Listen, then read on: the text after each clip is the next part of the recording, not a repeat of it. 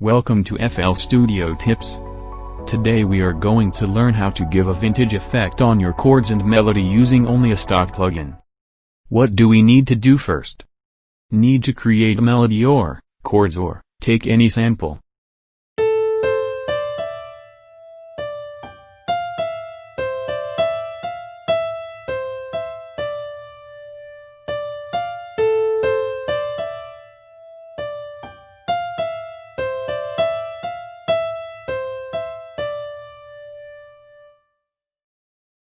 Take it on any mixing channel.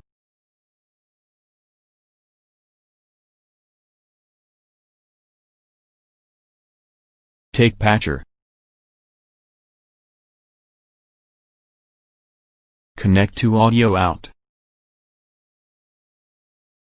Click on presets.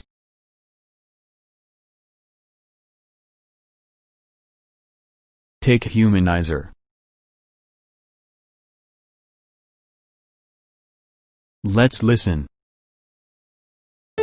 Play with pitch variation to your taste. Super easy.